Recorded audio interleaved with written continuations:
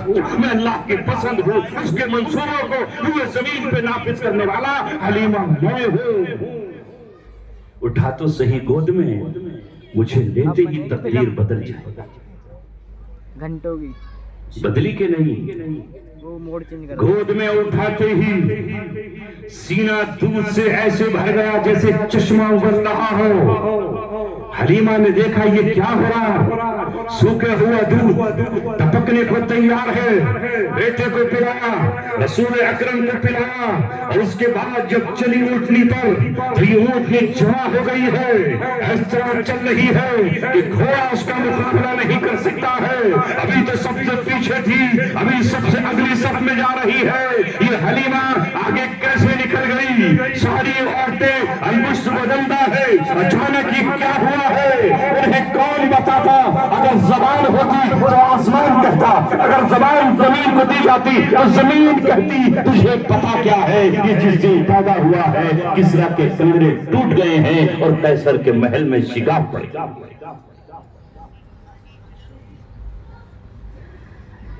گھر پہنچے تو بکریوں کے تھنوں میں دودھ ابل آیا، اور جب کھیت پر پہنچے بکریاں لے کر تو حلیمہ کا کھیت لہلہا اٹھا اور سبزہ وہاں پر جگمگا اٹھا۔ لو ایک یتیم کو گود لیا، محمد عربی سے محبت کی تو اللہ تبارک و تعالیٰ نے حلیمہ کی قسمت کو چمکا دیا کہ نہیں چمکایا؟ تاریخ میں ان کا نام آیا۔ جبریل حلیمہ کے اس دودھ پلانے والے بیٹے کے پاس آئے اور بچپن ہی میں ان کا سینہ چاک کر کے ان کے دل کو زمزم کے پانی سے دھو کر کے پاک کر دیا۔ آج کے دور کے لوگوں، اے ماں تم حلیمہ کیوں نہیں مل سکتی؟ اے نوجوانوں تم حلیمہ کے شوہر کی طرح آج اگر کسی اللہ والے، کسی حافظ قرآن، کسی عالم دین، کسی مسجد کے مؤذن سے محبت کرو گے تو اللہ تمہارے گھروں میں بھی برکتیں اور رحمتیں نازل کرے۔ آج ہمارے سامنے مسئلہ تنہا اپنا ہی نہیں ہے، اپنے بھی خفا مجھ سے ہیں، بیگانے بھی ناخوش۔ میں زہر ہلاہن کو کبھی کہہ نہ سکا قوم، اپنوں کی مخالفتیں الگ، غیروں کے منصوبے الگ، اپنوں کی نظروں میں کھٹک رہے ہیں الگ، اور غیر کچھ اور سوچ رہے ہیں۔ ہم غیروں کو بھی دعوت دیتے ہیں کہ یہ جو قرآن پڑھنے اور پڑھانے والے لوگ ہیں، یہ جو ایک نسل کو سکھانے اور سمجھانے والے لوگ ہیں، یہ کسی بھی خطے کے ہوں، بالخصوص ہندوستان کی سب سے بہترین تربیت کرنے والا گروہ یہ ہو۔ آج بھی بھوکے پیٹ، آج بھی بھوکے پیٹ اور اپنے پیٹوں پر پتھر باندھ کر اپنی پسند کا کھانا نہیں، محلے کی پسند کا کھانا، اور یہ کیا کر رہے ہیں؟ جو بچہ ان کے پاس آگا اس کی زبان پر انہوں نے گالی نہیں جاری کرائی، بلکہ اس کی زبان سے انہوں نے ایک ایسا جملہ جاری کرایا، اے میرے بچے، تیرے نبی نے کہا ہے افشوا السلام، سلام کو عام کر دو۔ مدرسے میں پڑھنے والا طالب علم جو بھی اسے بوڑھا اور جوان نظر آتا ہے فوراً السلام علیکم ورحمۃ اللہ کہتا ہے کہ نہیں؟ بولو، کہتا ہے کہ نہیں؟ کیا معنی ہے اس کے؟ آپ بھی سنو اور وہ بھی سن لیں۔ کاش یہاں آپ نے کسی چینل کا انتظام کیا ہوتا تو بہت ساری دنیا کے اور لوگ سن لیتے، مگر ہم تو جہاں بیٹھے ہیں نا اسی پر بیٹھے پڑے ہیں۔ دنیا کہاں سے کہاں پہنچ گئی اور ہم آگے بڑھنے تیار نہیں ہیں۔ آپ کہتے ہو میڈیا خراب کر رہا ہے ماحول، تو وہ تو کرے گا اس کے ہاتھ میں چاقو اچھی بھی چیز ہے، بری بھی چیز ہے۔ قاری وکیل صاحب کے ہاتھ میں آئے گا تو سیب کو تراش کر کے مجھے کھلائیں گے، اور بدماش لٹیرے اور قاتل کے ہاتھ میں آئے گا تو گلے پر رکھ کر کے چین چھین کے لے جائیں گے، اور اگر اس سے لپٹ گئے تو مار کے قتل بھی کر دے گا۔ غلط ہاتھ میں جائے گا تو یہی تو ہوگا۔ اسی طرح میڈیا اگر تمہارے ہاتھوں میں ہو، ہمارے ہمارے بچوں کے ہاتھوں میں ہو، اس سے بہت کچھ سکھایا جا سکتا ہے، آگ کو پیار سے بجھایا جا سکتا ہے، محبت و نفرت کے ماحول کو تبدیل کیا جا سکتا ہے، دین کی باتیں اور رسول اللہ کا پیغام دنیا کو عام کیا جا سکتا ہے، مگر تو ہی نادان چند کلیوں پہ قناعت کر گیا اور گلشن میں علاج تنگی دامن۔ چینلوں کی ڈیبیٹوں کی ماحول خراب، لیکن تمہارے پاس ہے کہاں، تم کو کیوں نہیں کیا جا رہا؟ آج بھی ہم اپنا پیغام دنیا کو پہنچانے سے قاصر ہیں، اسی پرانی ڈگر پہ جی رہے ہیں۔ نہیں، اسلام یہ نہیں کہتا کہ دنیا کے ساتھ تمہیں تبدیل نہیں ہونا ہے، عقیدہ تبدیل نہیں کرنا ہے، راستہ تبدیل نہیں کرنا ہے، مگر جو دنیا جس طرح چل رہی ہے اسی طرح تمہیں دنیا کے ساتھ ساتھ چلنا۔ ہم نہیں کرتے، اس لیے افسوس ہوتا ہے جب آپ نے لاؤڈ اسپیکر کا آج استعمال کر لیا، مسجدوں میں استعمال کر رہے ہو، نماز کے لیے استعمال کر رہے ہو، تو اس سوشل میڈیا کا استعمال بھی اچھے ہاتھوں میں ہونا چاہیے تھا کہ اگر ادھر سے فتنے کی آگ بھڑکائی جا رہی ہے تو آپ اس آگ پر فتنے کی پانی ڈالنے والے تو بن جاؤ۔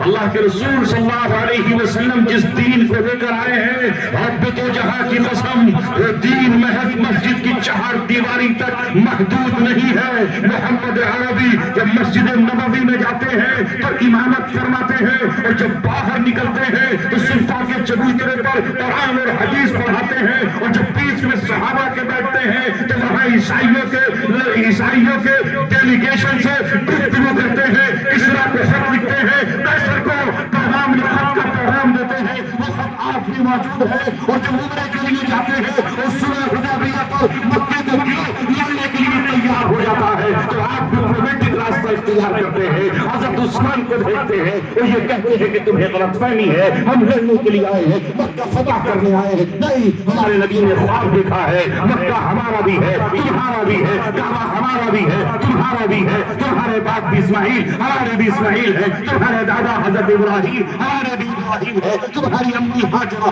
ہماری امی بھی ہاجرہ ہے۔ ہم محض پورا کرنے کے لیے آئے ہیں۔ یہ ڈپلومیٹک راستہ رسولوں نے اختیار کیا کہ نہیں؟ تمہارے پاس ہے کچھ بھی نہیں۔ اگر کہیں کوئی تھانے دار ہے تو اس سے بات کرنے تیار نہیں، اور بات بھی کر رہے ہیں تو دلال کی حیثیت میں۔ دروگا جی آ رہا ہے مرغا، پکڑ لینا صحیح کر کے۔ اچھا ہے، پہلے حوالات کے بند کرنا، پھر میں جب گاڑی لے کر آؤں تو میرے کہنے پہ کھولنا، میں تھوڑا سا آپ پہ تیز بولوں گا۔ کیا کیا آپ نے؟ میرے آدمی کو بند کر دیا۔ دروگا جی ہمارے آپ کے تعلقات ہیں، کھولو اسے۔ وہ سوچ رہا اگر نہیں آتے یہ تجید ہو اپنا کام تو آج ہوا تھا، چالان ہو جاتا 151۔ اس کے بعد اس سے طے کر لینا 25,000 آدھی آدھی آپ 13.5 آپ کے 12.5۔ یہ ہے ہمارا حال جسے اللہ کے رسول نے کہا راشی والمرتشی کلاہما فی النار، رشوت دینے والا بھی جہنمی، رشوت لینے والا بھی جہنمی۔ تو ہم ڈپلومیٹک راستہ اختیار نہیں کر سکتے، ہم میں وہ آج صلاحیت ہی نہیں۔ صلاحیت جو آئے گی جب ہم پڑھے لکھے ہوں، ہماری جیب میں قلم ہو، کاغذ ہو، اور ہم قلم کاغذ لے کر SHO کے پاس جائیں، ہمارے پاس ڈگری LLB کی ہو، اور ہم اس کے پاس جا کر یہ کہیں محترم قانون یہ کہتا ہے، اور آپ ذرا بات کریے کون ہے آپ؟ اور جب آپ کا بچہ یہ کہے کہ میں پروفیسر ہوں، آپ کا بچہ یہ کہے کہ میں LLB میں وکیل ہوں، آپ کا بچہ یہ کہے میں ایک MBBS ڈاکٹر ہوں، آپ کا بچہ یہ کہے کہ میں فلاں فلاں ہوں، تو فوراً چھپ جائے گا کہ کوئی پڑھا لکھا آدمی آیا ہے، ان پڑھ کو تو 150 گالیاں بکر کے اندر بند کرے گا کہ آج تجھے مچھر کھائے۔ آؤ میری قوم کے نوجوانوں، خود پڑھو، نہیں پڑھ سکتے تو اپنی قوم کو پڑھا لو. دنیا کی قومیں کہاں سے کہاں پہنچ گئی. آسمان پر تم تھے, تم زمین پر آ گئے اور وہ آسمان کی بلندیوں تک پہنچ گئے. دنیا کو اپنی مٹھی میں کر لیا اور غلام بن گئے. تمہارے پاس قرآن, تمہارے پاس نبی کی سیرت, تمہارے پاس صحابہ کرام, رسول اکرم صلی اللہ علیہ وسلم بیک وقت سارے کام انجام دے رہے ہیں.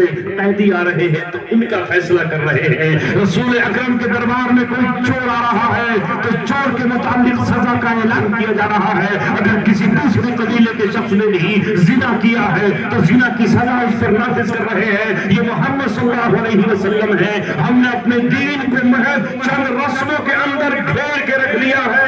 دین کو ہم نے دین نہیں سمجھا اور ہم نے اس دنیا سے اپنی آنکھیں چرائی ہیں تو دنیا ہم سے آگے نکل. میں نے قرآن کی آیت پڑھی اور اس میں اللہ نے تم سے ایک وعدہ کیا. پانی لیے بیٹھے ہیں, دم اس وقت نہیں ہوگا. جب میں کمرے میں جاؤں تب پھونک لگوا لے گا اور نہ پھونک ماریں گے اس پر صوفی افتخار صاحب. تو ان کی پھونک میں دم ہے. پھونک بھی الگ الگ ہوتی ہے نا. تو میری پھونک میں اتنا دم نہیں ہے کہ خبیث, ابلیس, شیطان, جنات, مردود, دیو وہ بھاگ جائے. میں تو محبت کرنے والا آدمی ہو سکتا ہے میری بھوک سے وہ قریب آ جائے تو یہ پانی لے آئے کہ حضرت اس وقت پھونک مار دیجیے. صبر کیجیے, ابھی میں پھونک نہیں ماروں گا. ابھی میں تو روح پھونک رہا ہوں. ان مردہ دلوں میں ان کو روحانیت کی طرف لانا چاہتا ہوں. اس لیے کہ اللہ تبارک و تعالیٰ جب زمین پر نظر ڈالتا ہے تو یہ بتاؤ اللہ تبارک و تعالیٰ کو تمہارے علاوہ اپنا کون نظر آئے گا؟ تم ہی تو اس کے اپنے ہو. تم ہی تو اس کی مسجدوں میں چراغ جلاتے ہو. تم ہی تو اذان سحر صبح میں پڑھتے ہو. تم ہی تو ہو کہ قاضی کو بلا کر اپنی بیٹی کا نکاح رسول کے طریقے پر پڑھواتے ہو. تم ہی تو ہو کہ اپنے جنازے کی نماز اپنے امام سے پڑھواتے ہو. تم ہی تو ہو کہ بچے کی پیدائش پر اپنے بیٹے کا نام پوچھتے ہو کہ ذرا اچھا سا نام بتا دیجئے, کسی صحابی کا, کسی ولی کا, کسی اچھے کام کرنے والے کا. وہ زمین پر اگر اللہ کی نظر پڑے گی تو وہ آپ پر پڑے گی. مگر اللہ تبارک و تعالیٰ اس وقت کیا کہتا ہوگا کہ جو میرے ہیں آج ایسا نہیں لگتا کہ یہ میرے ہیں. شادیاں ہماری سنت کے عمل سے خالی, 4 پیسے کیا آئے, اب بیٹھ کر کھانا کھائیں گے؟ نہیں, اسٹینڈنگ میں کھانا چلے. آؤ لے کر چلے جاؤ. نہ کوئی دینے والا, نہ کوئی کھلانے والا, نہ کوئی رکھنے والا. اور قوم نے بھی آ کر کہا لوٹ کا مال ہے, چپیٹو, پہلے جو بعد والا آئے گا چھوڑا جائے دھاڑ چولہے میں, وہ پھونکا جائے گا. کیا ہوا بھائی؟ ارے صاحب کچھ نظر نہیں آتا. فرائی کہاں گئی؟ کباب کہاں گئے؟ ختم. مچھلی سوت لی گئی. اچھا آئس کریم ساری نمٹ گئی. اور لیگ پیس میز کے نیچے پڑے. جاؤ واپس. ارے وائے بلو, آ کے بیٹھے بھی نہ تھے کہ نکالے گا. یہ بے برکتی تو ہوگی جب نہ بسم اللہ, نہ سبحان اللہ, نہ الحمدللہ, نہ بیٹھ کر کھانا کھایا. بے برکتی. اور وہ جو کھلانے والے تھے وہ حضرت پینٹ میں دونوں پینٹ کی جیبوں میں ہاتھ ڈال کر کے پوز کھچوا رہے. کبھی ادھر کاندھا, کبھی ادھر کاندھا, کبھی اس کے ساتھ سیلفی, کبھی اس کے ساتھ سیلفی. اور تھوڑی دیر کے بعد آئے سمدی صاحب, انہوں نے کھال اتار دی کہ بیٹے بریانی تو میری نہیں, مجھے کائے کا امیر چودھری بنا پھر رہا تو. یہ اپنے حال کے واقعات بتا رہا ہوں. جو تم پیزاب, تم تھوڑا چاٹم بازی. ابھی تو رشتہ دار بنے ہوئے تھے اور ابھی چاٹا چل رہا ہے. یہ ہو کیا گیا؟ یہ نحوست ہے اس چیز کی جو ہم نے نبی کی سنت کو چھوڑا ہے. میرے نبی نے ہمیں لفظ برکت دیا ہے. بسم اللہ پڑھ لو, کھانے میں برکت ہو جائے گی. بسم اللہ ڈال کر کے ٹنڈی بند کر لو, تمہارے گھر میں شیطان داخل نہیں ہوگا. بسم اللہ کہو اللہ کا نام لے کر, یہ اللہ نے ہمیں سکھایا ہے. آؤ ایک ہم قوم ہے، اور ایک وہ صحابہ کرام تھے، ان کے سامنے بھی مصر کی تہذیب تھی، ان کے سامنے روم کی تہذیب تھی، ان کے سامنے ایران کی تہذیب تھی، مگر انہوں نے کہا ہوا کرے ہمارے پاس جو تہذیب آئی ہے وہ تہذیب اسلامی ہے، تہذیب قرآنی ہے، تہذیب ربانی۔ وہ کیا ہے؟ وہ بیٹھ کر کھانا کھانا، وہ دسترخوان بچھا کر کھانا، اگر گر جائے کوئی ٹکڑا تو اسے بھی اٹھا کر کھانا، پلیٹ کو صاف کرنا، انگلیوں کو چاٹ لینا ہے، یہ ہے تہذیب۔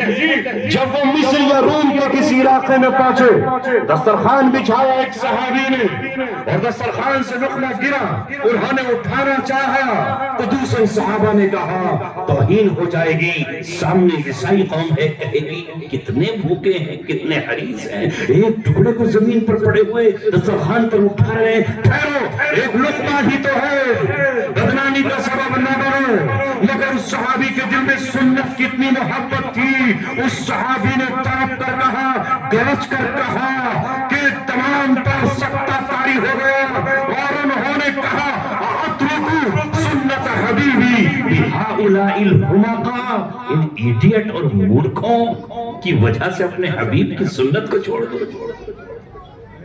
ان کی وجہ سے نہیں چھوڑ سکتا، ان کی نظر میں وہ ایڈیٹ تھے اور ہماری نظر میں وہ ایڈیٹ نہیں۔ کیا کہنے، ہم اپنے کو ایڈیٹ سمجھ رہے ہیں۔ آؤ میرے عزیزو، سنتوں پر آ جاؤ، کھانا سنت کے مطابق، لباس سنت کے مطابق، اذان سنت کے مطابق، نماز سنت کے مطابق، نکاح سنت کے مطابق، دولت کی کمی نہیں ہے۔ ابھی ٹھوارسی سے گزر کے میں آیا تو میں نے دیکھا کہ پورا گاؤں ہورڈنگ سے بھرا پڑا ہے، پردھان پد کے امیدوار، پردھان پتنی کے پتی امیدوار، اتنے ہورڈنگ۔